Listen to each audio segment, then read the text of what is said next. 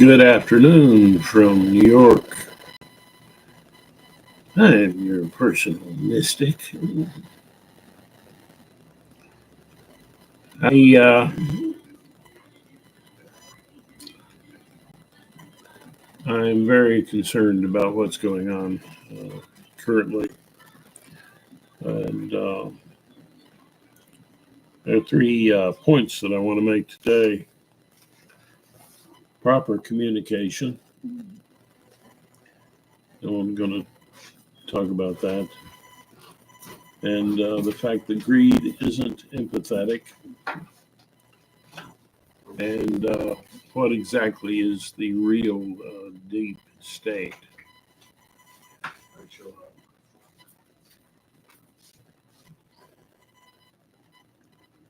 So, proper communication is communication that's empathetic and also objective, creative, and compassionate. All of those things. And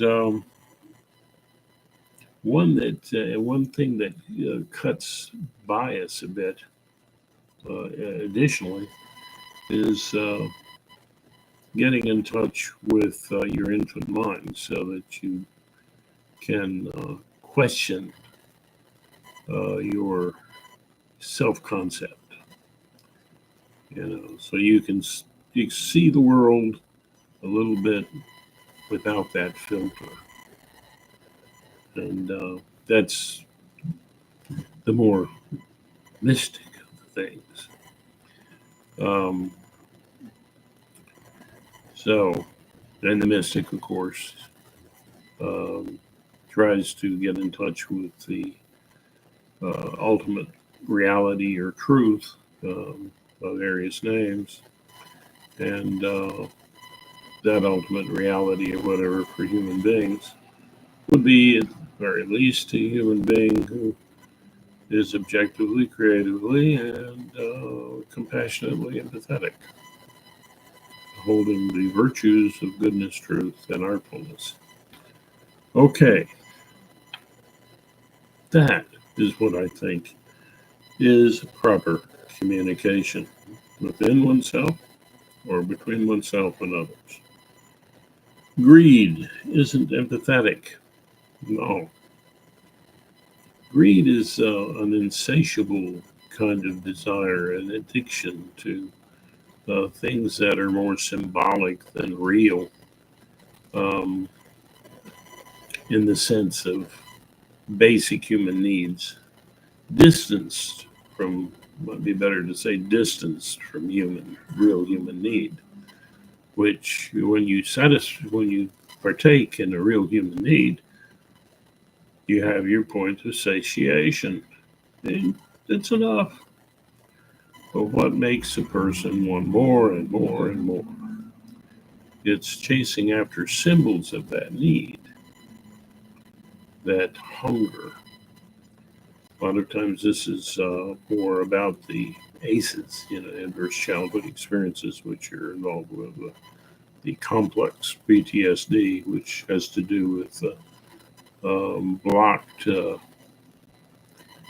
traumatic experiences in a short time or over a long time that block real needs, developmental needs of the child. So from this, you get more and more and more, and it just doesn't satisfy you because you're trying to fill up a hunger that you were helpless to fulfill before, and and you're doing it symbolically. It's actually a loss currently, but you haven't realized that yet because when trauma hits the brain, that there needs to be a kind of calm, a sense of control of some kind, so that the person isn't overwhelmed with anxiety. So you didn't have that control then. And so a symbolic struggle was set so that you're trying to create an atmosphere and a situation and people and have people in that situation that in which you can struggle. Um, the whole idea of mommy and daddy in the sky that's watching over you, taking care of you, and some say all powerful, um, is a need for a mom and dad that were too unreal to connect with and help you uh, with your developmental needs as you grew. And that can create a lot of defensive sorts of feelings and things like that. Like, an anger and a fear and a symbolic hunger, which greed is a manifestation of that. And it's tied very intricately with power mongering, being absolutely in control, because once you weren't. Okay, so greed isn't empathetic. Made that point there. The next point is, what is the real deep state? Because, you're hearing people in the MAGA group talking a lot about the deep state. It's the federal government and all of this that's controlling things. Well, it's greed that's controlling things, and and greed has this tendency to create an elite um, that own a great deal of power and money. That's the real deep state, and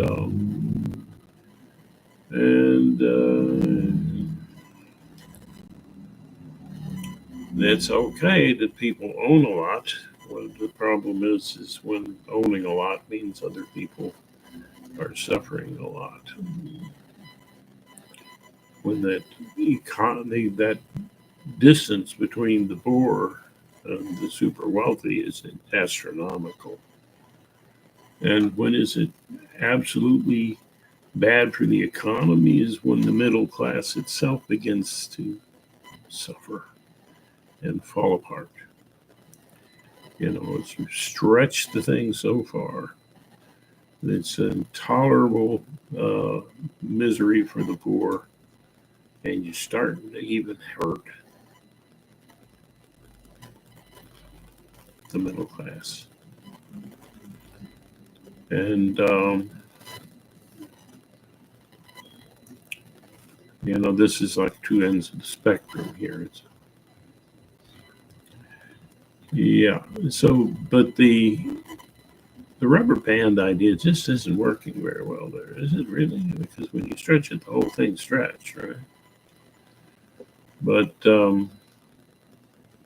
I guess what I was trying to say with the rubber band, you've only got so much real ability to meet human need. And when you've got a powerful force on one end, you know, from a safe position, stretching out that that ability, um,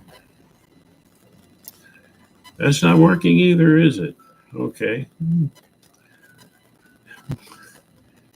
the wealthy end up in control, and that's the deep state. And it's always been something like that in every society. Um, and in a capitalist society, you see super powerful, wealthy people who have the ability to buy the government. So the government's not really the deep state, it's just a puppet of the deep state, the same way everybody else starts to become. And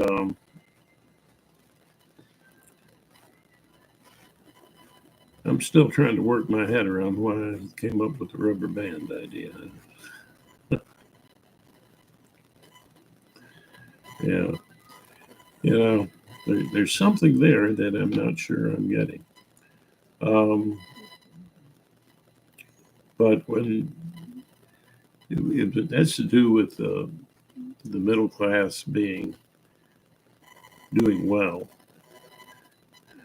and when you're pulling all of the,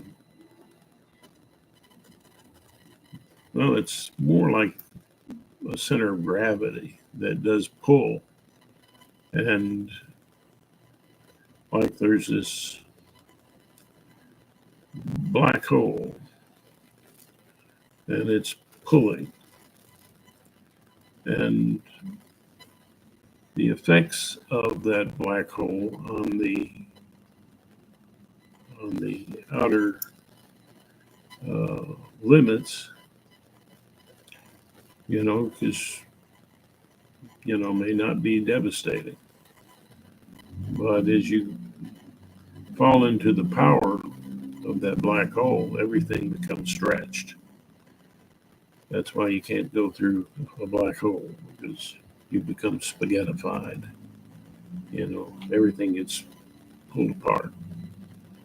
And the middle class is the only other center of gravity out there that is counterbalancing from a safe distance, counterbalancing that black hole, like a star that has not fallen victim yet to the pull, the absolute pull of the black hole.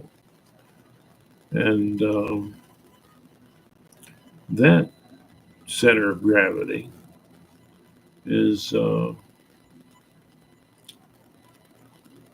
kind of like the middle class, the other accumulation of wealth or gravity. And the poor then um, are, can do fairly well on on a planet circumambulating that star. Um, but when the black hole starts to draw in that star, then the planets held by that black star, that star, uh, end up being in trouble. So I guess that's the kind of imagery I was trying to create, and this is live, okay? I have no idea when I come on here exactly what I'm going to say, so I'm sorry about that. But usually I don't get so far off the mark. But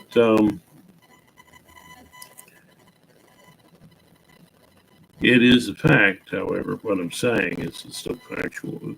The middle class needs to be taken care of in a capitalist situation. But then the deep state is really where the gravity is. It's where the accumulation of wealth is so total that this group of people, they're not affected by any other kind of changes. It's just like that gravity is complete. You've got it all. And if you get too much, then you destroy the whole game. So, like sinking into the black hole. And so the whole game, the whole capitalist game, collapses. So, yeah. So everything gets stretched pretty thin. for people who don't have enough. They try to stretch to make ends meet. So I guess that's what I was thinking about with the rubber band. They're stretching to make ends meet more so than someone who's got it all. But once the people who have it all don't need to be in total control. If you give them all of the gravity, you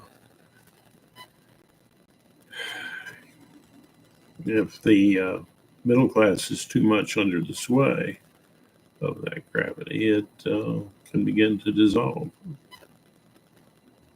And the outliers with very, very little gravity, money, are, at a distance from that and start suffering and the stretching to make ends meet. And it gets to be a point where the middle class is stretching to make ends meet. So that means that the whole planetary system, the whole economy, start getting into deep trouble. The black hole is becoming absolute. So is the deep state evil? No, it's kind of sick. Definitely. It's not empathetic. It's just a force, more sociopathic.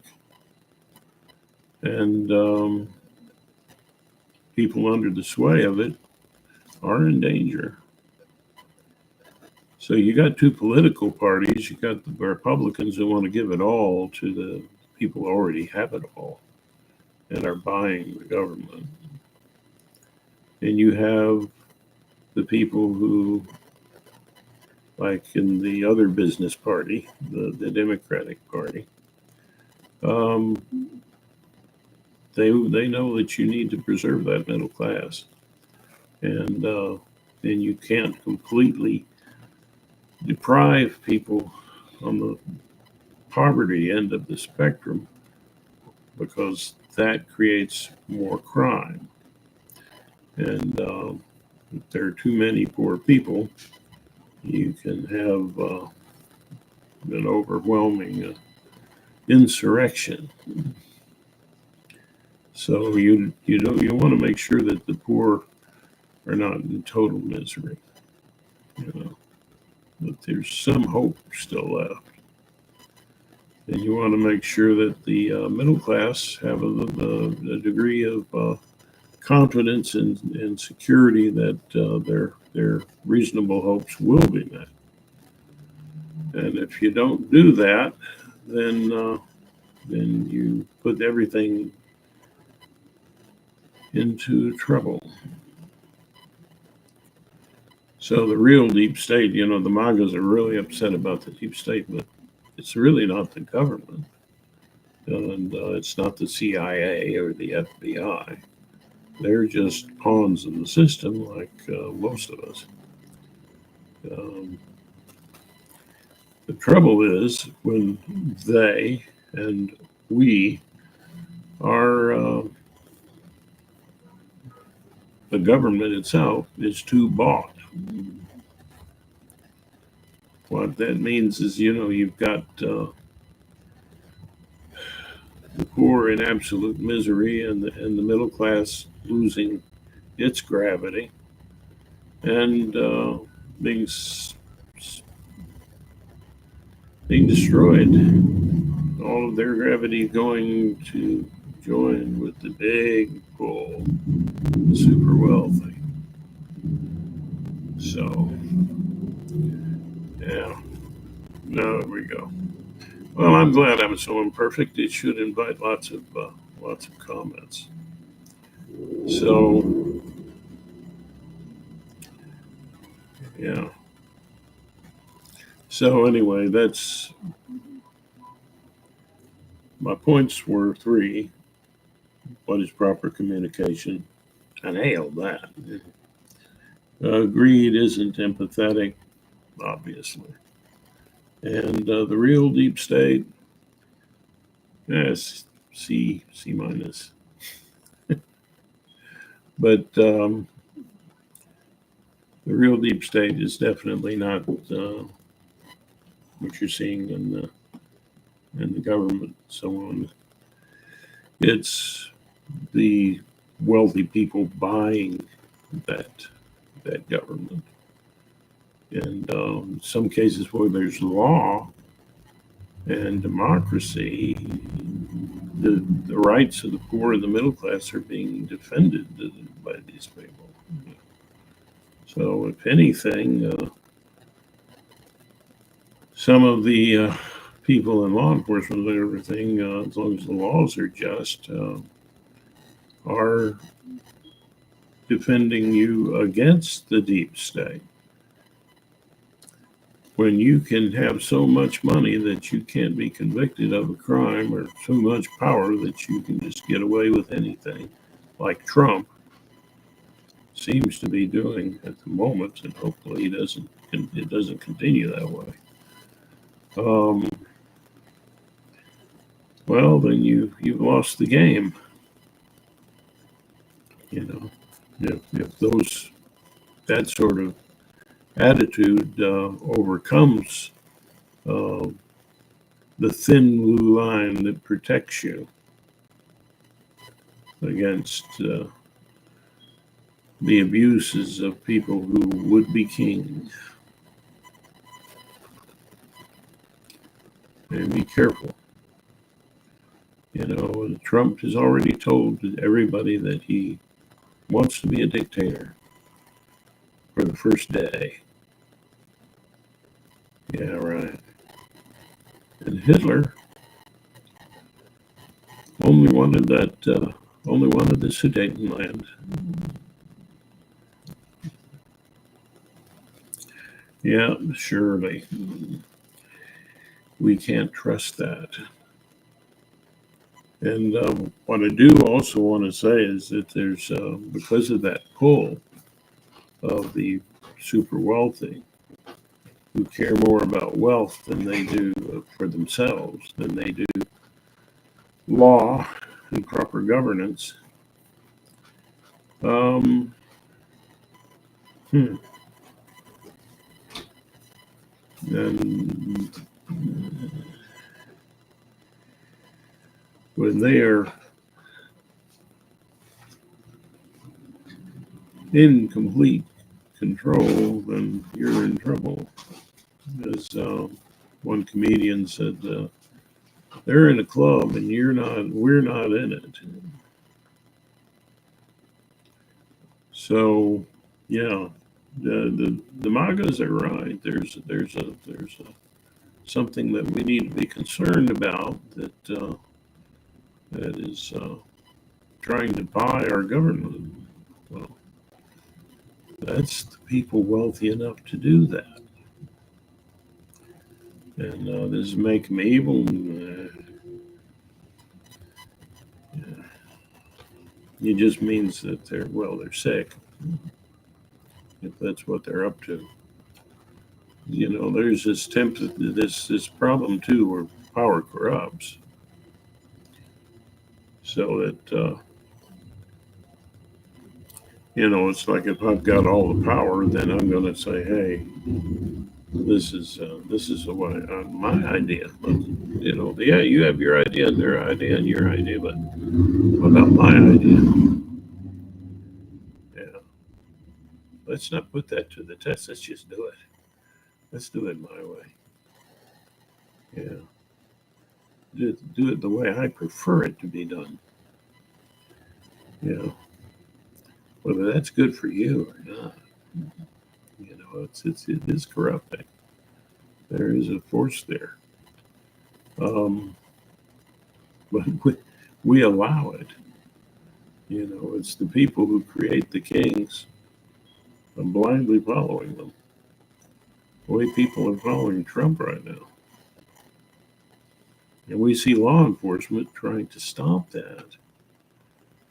But hopefully, that influence of the wealthy hasn't so poisoned our Supreme Court that Trump will be held accountable. So, the deep state, yes, MAGA is right to be afraid of the evil out there, but that evil is greed. And voting for people who are super wealthy and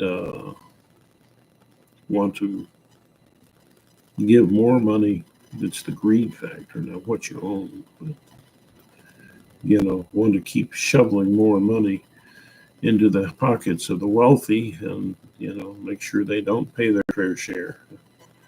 They can ride on all the roads and everything on your dime and take all the money, without, except for small pittance that you're getting.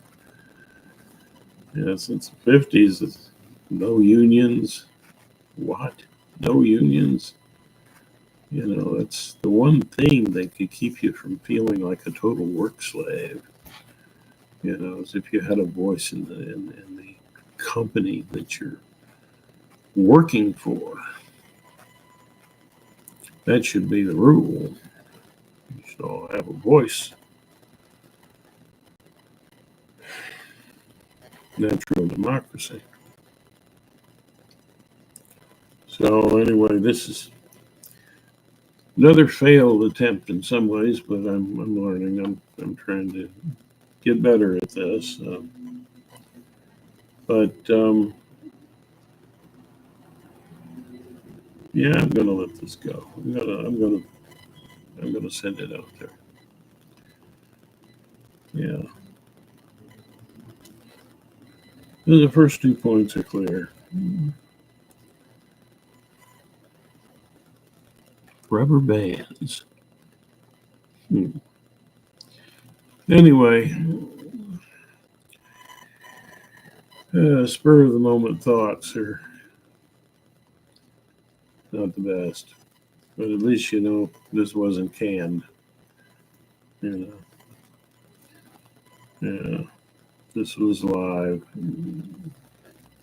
so you get to see all the flaws.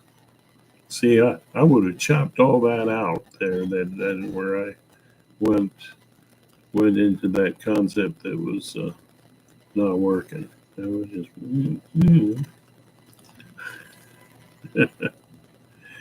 But I'm straight up with you. I'm just me, and at least you're getting an honest picture of this old man. Anyway, I hope this has been somewhat interesting to you, and make some comments. I know there's a lot of people out there smarter than me. Well, you think I'm wrong and I need to learn something, make a comment. But if you just want to attack me and one up and bandy around about words, don't waste my time. I care about you, care about me, okay? Find common ground, expand from there. That's what I say is the best rule for good common communication. If you have no common ground, then you're not really talking anymore. You're not really communicating. You might be talking, but you're not communicating. Because that's a two-way street. Okay. Anyway, as I like to say at the end of my videos, good, bad, or ugly, namaste. It's my way of honoring that which is the amazing love flow in you that potential for greater love flow, and that connection we both share um, in this one universe and all its wonder.